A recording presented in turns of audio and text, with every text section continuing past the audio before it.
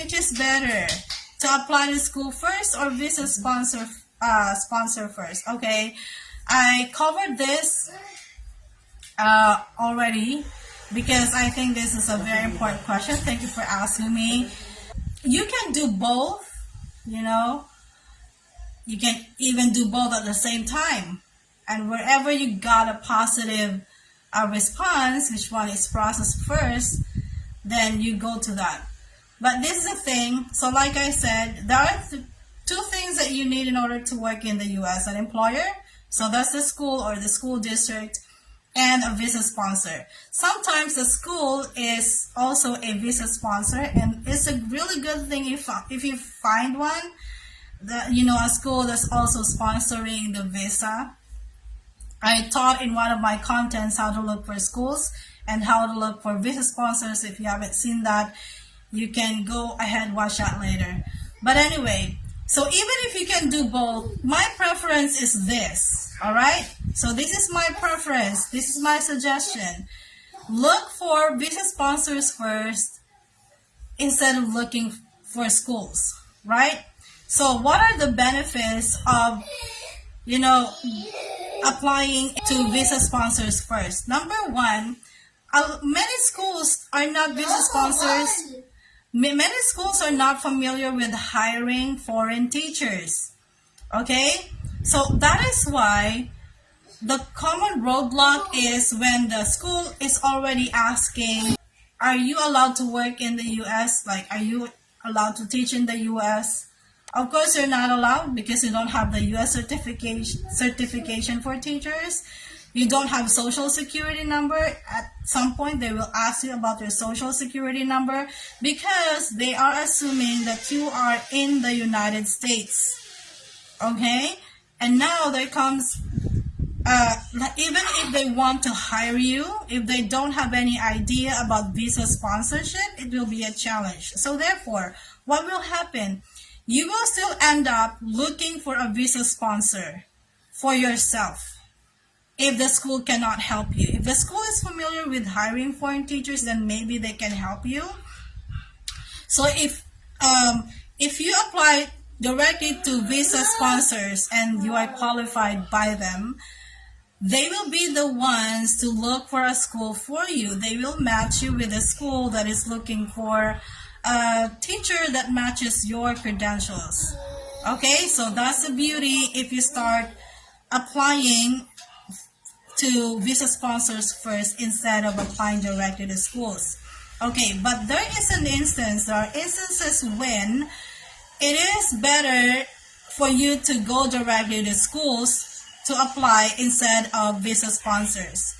An example of that is if your specialization is not one of the in-demand subjects, if your specialization or your major is not considered an in-demand subject in the United States, for example, a lot of you have, say, agriculture major, you're an agriculture teacher, or home economics teacher. So in the United States, that's equivalent to CTE classes. I forgot what CTE stands for, but you can Google that later. So what else? Maybe you are also a social studies major. No, a lot of schools are also looking for these kinds of teachers, right? I'm not saying that these are just not in demand, but schools are still looking for those. Okay, because these are not in demand subject areas, visa sponsors usually don't accept application from these teachers, right? I showed you, I posted on my wall before, FACES has a list of subject areas they're not accepting applicants for. So, for instance, EPI has a list of subject areas they are accepting. So, therefore, if your subject area is not on the list, meaning they will not help you with finding a job. So, that is when applying directly to school is preferred, right? Because visa sponsors already kind of have like, okay, we don't take care of these applicants.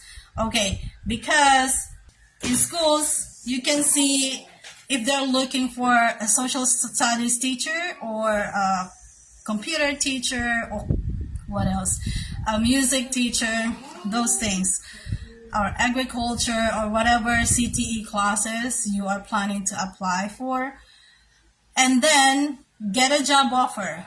Secure a job offer, but make sure that the school knows that you will find a visa sponsor, and explain to them that in order for you to get a visa sponsorship, that you should first obtain a job offer from the school. Okay? The school will not lose anything if they give you a job offer. Okay? So explain it to them. So these visa sponsors have what we call the self-placement program. Self-placement program is if the teacher is the one that found the school and got a job offer. Now they need a visa sponsor, right? So GCE, ITES, and many others. But ITES and GEC are examples of visa sponsors that do not charge program fee.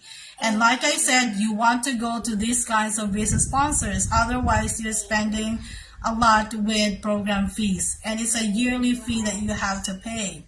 But GEC, ITES are visa sponsors that have a self-placement program, and they don't charge program fees from teachers. Okay? They're just like EPI, FACES, TPG.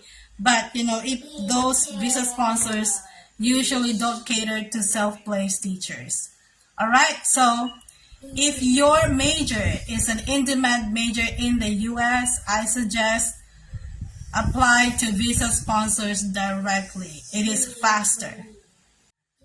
Hi, ma'am. Can a public school teacher, 10 years on teaching English, no master's yet, has the chance to be hired in the U.S.? Yes, ma'am, Nancy. You can still apply, but visa sponsor EPI specifically, EPI requires master's degree for foreign teachers who are applying as an English teacher. Okay, that's relatively new rule that they have implemented, because during my time, they're not requiring master's degree among English teacher applicants. Okay, so I think they started requiring it in 2020, something like that, 2020 or 2021. All right, but I think you should still try, because, who knows, they could give exceptions to those, very good teachers. So really, your performance in the interview is important. But don't worry, there are many, more than 50 visa sponsors, J1 visa sponsors, and H1B visa sponsors, not just EPI. You can try those as well. By the way, you can try as many visa sponsors. Whoever replied to you first or gave you a positive response, then go to that visa sponsor. The visa sponsors will not know that you applied in another visa sponsor unless you tell them.